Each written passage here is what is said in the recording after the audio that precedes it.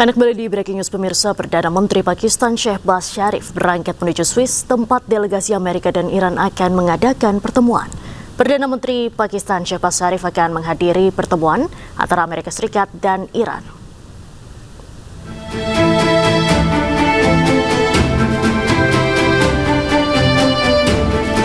Perdana Menteri Pakistan Shehbaz Sharif akan menghadiri pertemuan antara Amerika Serikat dan Iran untuk membahas hal teknis mengenai implementasi nota kesepahaman dalam mengakhiri perang. Pembicaraan antara Amerika Serikat dan Iran akan digelar di Resort Bergenstock, Swiss pada Minggu waktu setempat dengan Pakistan dan Qatar sebagai mediator.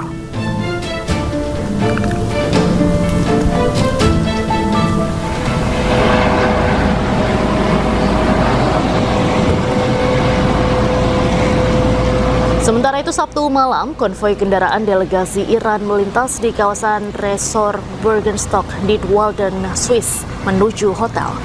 Delegasi Iran akan bertemu dengan delegasi Amerika setelah menyepakati gencatan senjata 60 hari.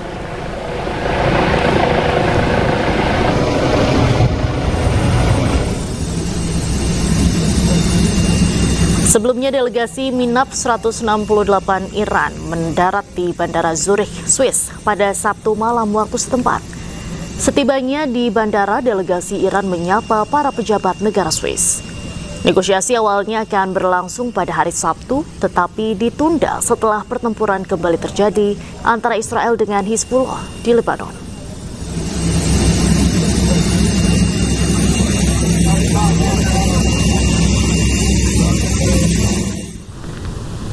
Setelah sempat dikabarkan ditunda, kini delegasi Amerika Serikat Steve Witkoff dikabarkan telah berangkat menuju Swiss. Selain Witkoff, utusan Presiden Trump Jared Kushner juga dikabarkan sudah berada di Swiss, tempat perundingan damai Amerika Serikat Iran.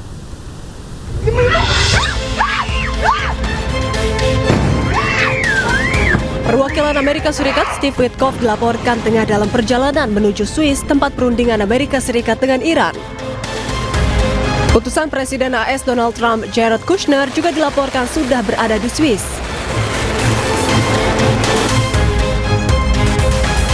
Keberangkatan delegasi Amerika Serikat tersebut usai Israel dan pejuang Hizbullah dikabarkan telah menyetujui gencatan senjata. Sebelumnya, tim negosiasi AS dan Iran menunda bertemu pada Jumat di Swiss untuk penandatanganan MOU atau Nota Kesepahaman Kesepakatan Damai. Penundaan tersebut terjadi lantaran Iran merasa keberatan Israel masih terus menyerang Lebanon. Sebelumnya, MOU sementara sudah ditandatangani AS dan Iran pada hari Rabu. Dalam MOU terdapat 14 poin kesepakatan, beberapa di antaranya terkait perjanjian mengakhiri perang termasuk di Lebanon, hingga pencabutan blokade dan sanksi terhadap Iran. Presiden Amerika Serikat Donald Trump menegaskan Iran sudah tamat setelah perang yang berlangsung selama 3 bulan lebih. Menurut Trump, kemampuan militer Iran telah melemah drastis dan kini tidak lagi mampu menandingi lawan-lawannya.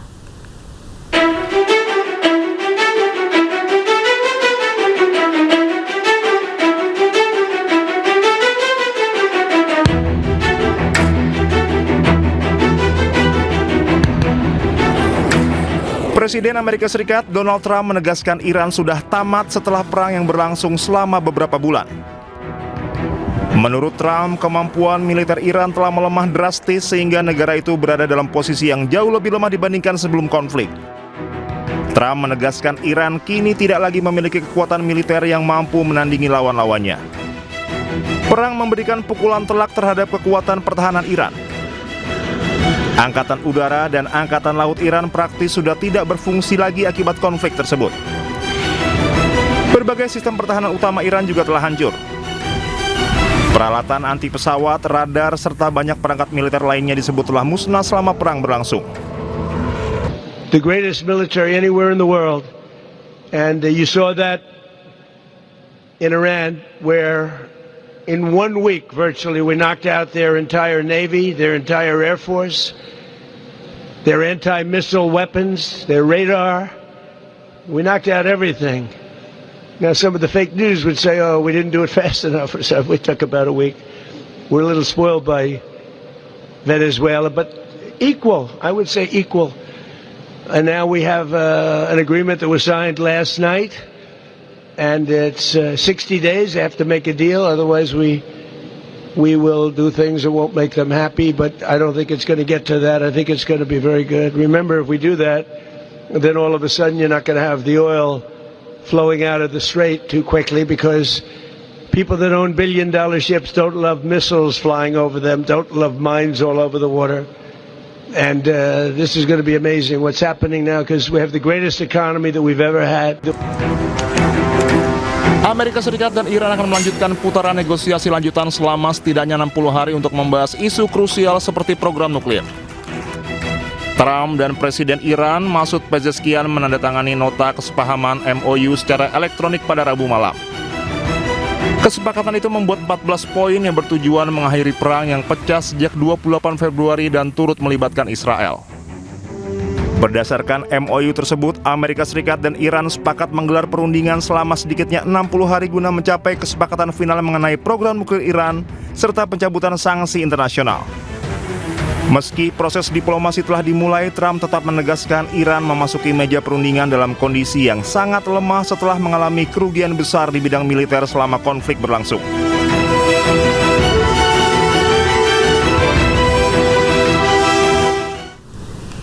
Dan untuk membahas lengkapnya terkait perundingan damai Amerika Serikat Iran, kami telah terhubung dengan analis senior Indo-Pacific Strategic Intelligence Fauzia Cempaka Timur. Selamat siang, Mbak Cempaka. Selamat siang, Mbak Diandra. Baik, Mbak Cempaka, saat ini utusan dari Amerika Serikat, Iran, dan juga mediator dari Pakistan dan juga Qatar sudah tiba di Swiss untuk melanjutkan perundingan. Anda melihat perundingan ini akan seperti apa nantinya? Tentu perundingan ini merupakan kelanjutan dari penandatanganan yang telah dilakukan oleh Pezeshkian dan juga Trump yang dilakukan secara daring. Dan satu hal yang mungkin saya bisa lihat adalah bagaimana perpindahan lokasi yang sebelumnya dijanjikan akan dilakukan di Geneva, lalu pindah ke Bergenstock. Ini sebenarnya adalah penurunan dari formalitas yang sebelumnya diinginkan oleh Iran, begitu, yang sifatnya adalah menginginkan gencatan senjata yang sifatnya permanen, tentu saja tidak hanya gencatan senjata semata, begitu, yang hanya periodik, tetapi ingin permanen yang di Geneva tentu saja lebih memungkinkan karena memang banyak organisasi PBB, kantor organisasi PBB di sana. Namun perpindahan ke Bergenstock sebenarnya ini saya melihatnya ada beberapa sudut pandang, Mbak. Yang pertama adalah tentu saja lebih bicara tentang mekanisasi terhadap 14 poin yang saat ini sudah didiskusikan berdasarkan kesepakatan antara Pezeshkian dan juga Trump. Jadi beberapa klausul misalnya terkait dengan implementasi MOU yang memverifikasi kepatuhan kedua belah pihak, tentunya yang berkali-kali disampaikan oleh Iran bahwa ini berkaitan dengan kepercayaan Iran. Dan yang kedua adalah bicara tentang prosedur yang lebih konkret terkait dengan pembebasan aset yang dimiliki oleh Iran sendiri. Dan kita harus mencatat bahwa proses pembebasan aset ini sangat penting bagi Iran karena saat ini inflasi yang diakibatkan oleh perang ini sudah di atas 50%, Mbak. Dan ini poin terkait dengan pembebasan aset menjadi sangat sentral bagi Iran. Dan di sisi lain juga bagi Amerika Serikat sendiri, meskipun tidak ada poin khusus terkait dengan uranium maupun terkait dengan nuklir, namun bagi Amerika Serikat sendiri ini perlu klarifikasi bagi Iran yang nantinya akan dicapai setelah 60 hari. Namun satu poin yang tentu juga masih menjadi kekhawatiran secara global adalah poin terkait dengan Selat Hormuz, yang mana kita tahu ini adalah prasyarat bagi kedua belah pihak, bagi Iran maupun Amerika Serikat, yang ternyata pasca serangan Israel tanggal 20 Juni kemarin membuat Iran akhirnya menutup kembali secara parsial dari Selat Hormuz ini, Mbak Diandra. Baik, berbicara soal kepatuhan para pihak, Israel saat ini kan juga masih terus menggempur Lebanon. Apakah hal ini juga bisa dikatakan mencederai perjanjian damai ini, Mbak? Tentu, Mbak, karena kita lihat bahwa ini merupakan poin yang sudah berkali-kali membuat Iran tidak ingin lanjut, begitu ya, tidak ingin lanjut pada peace deal atau kesepakatan damai dengan Amerika Serikat. Kita ingat mungkin sejak tanggal 8 April dilakukan gencatan senjata pertama dan diskusi yang dilakukan di Islamabad, lalu direncanakan Islamabad kedua, terjadi pula penundaan karena adanya serangan Israel. Itu yang pertama. Dan yang kedua, kita lihat bagaimana yang sebelumnya juga sempat didiskusikan akan ada penandatanganan yang dibatalkan selama berkali-kali begitu ya dari pihak Amerika Serikat. Ini juga saya melihat bagaimana Israel ini menjadi poin yang tentu saja menghambat begitu ya perdamaian yang tercipta antara Amerika Serikat dan Iran. Kita lihat sebenarnya dari Amerika Serikat sendiri sudah memperingatkan tidak hanya terkait Israel sebagai sebuah negara, tapi juga pemimpinnya yaitu Bibi Netanyahu begitu ya, bahwa tentu Amerika Serikat membutuhkan komitmen Israel juga untuk tidak menyerang Hezbollah atau menyerang Lebanon Selatan. Nah, dalam konteks ini tentu poin terkait dengan ketidakpatuhan Israel ini menjadi poin yang sangat menghambat dan menjadi duri dalam daging dari kelanjutan implementasi kepatuhan dari Iran maupun konteks ini dari Amerika Serikat untuk kelanjutan implementatif yang lebih konkret dari MOU ini, Mbak. Baik, saat ini juga kan Selat Hormuz ditutup kembali oleh Iran karena Israel terus menyerang Lebanon, dan Anda melihat ini akan seperti apa? Dan apakah Amerika Serikat betul-betul bisa nih membujuk atau meminta Israel untuk berkomitmen stop untuk menyerang semua front? Saya rasa peringatan yang disampaikan secara diplomatis oleh Trump maupun oleh JD Vance beberapa kali dalam interview maupun dalam press release ini menurut saya sudah cukup keras begitu ya.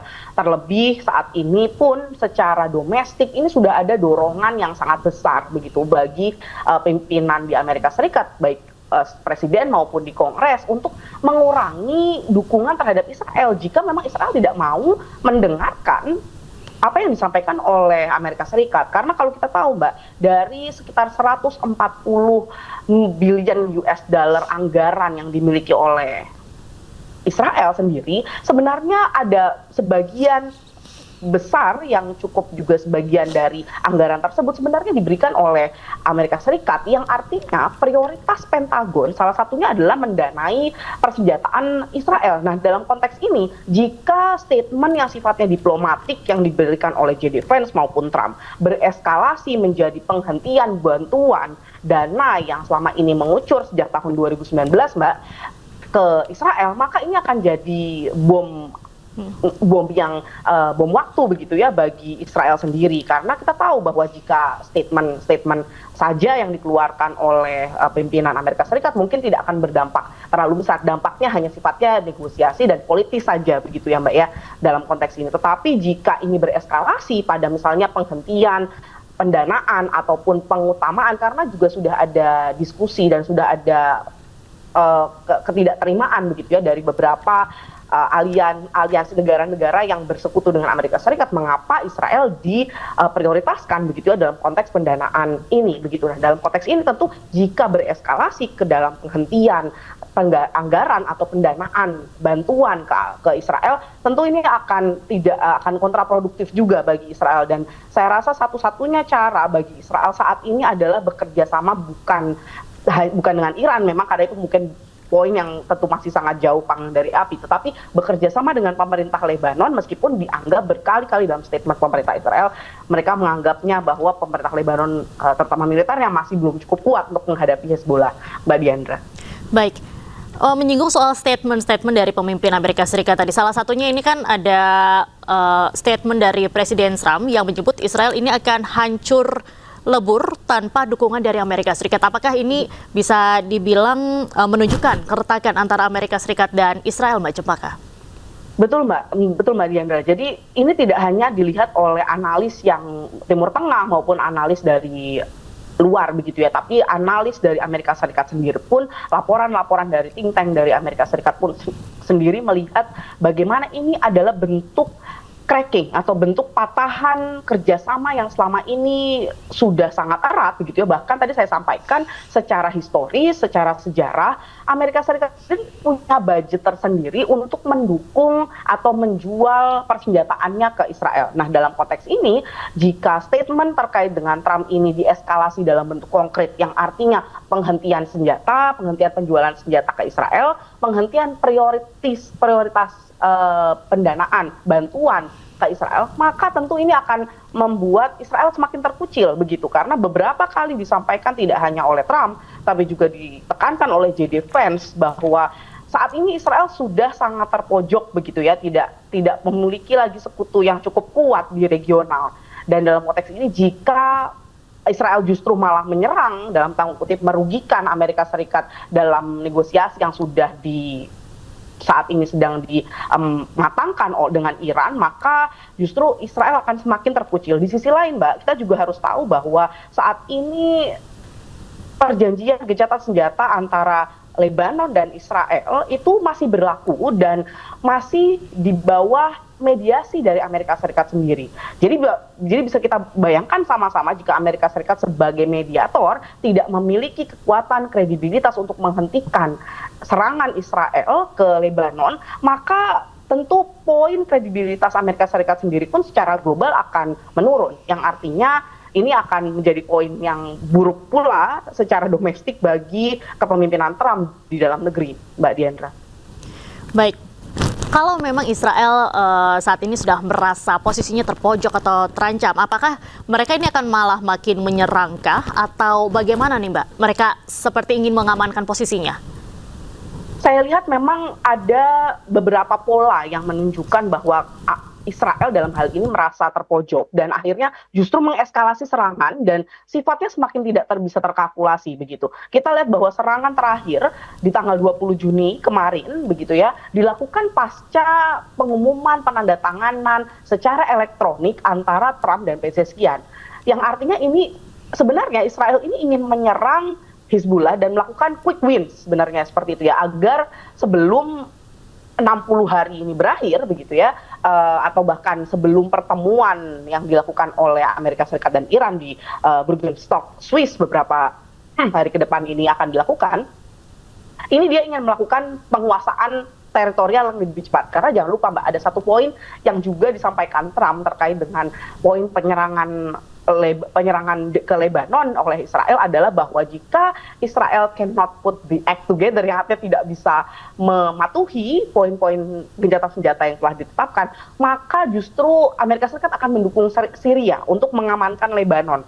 Nah, ini menurut saya adalah tekanan yang cukup besar karena kita tahu bahwa Israel saat ini ingin menguasai Lebanon juga Syria. Nah, sedangkan ketika dukungan tadi, ancaman dukungan Amerika Serikat ini justru akan mendukung Syria, maka ini justru poin dari Israel ini akan semakin terkucil, Mbak. Namun di sisi lain ada beberapa hal yang sebenarnya seharusnya dilakukan oleh Israel, yaitu memang bekerja sama dengan Lebanon, pemerintah Lebanon, karena memang sudah diberikan platformnya oleh Amerika Serikat sendiri melalui gencatan senjata yang ditetapkan dimediasi oleh Amerika Serikat. Namun memang platform ini justru malah belum dimanfaatkan oleh Israel dan malah menggempur secara besar-besaran begitu ya, dan malah mengeskalasi serangannya yang tentu saja sampai saat ini justru malah berdampak kontraproduktif pada posisi Israel secara politik, posisi bilateral hubungan Israel dan Amerika Serikat,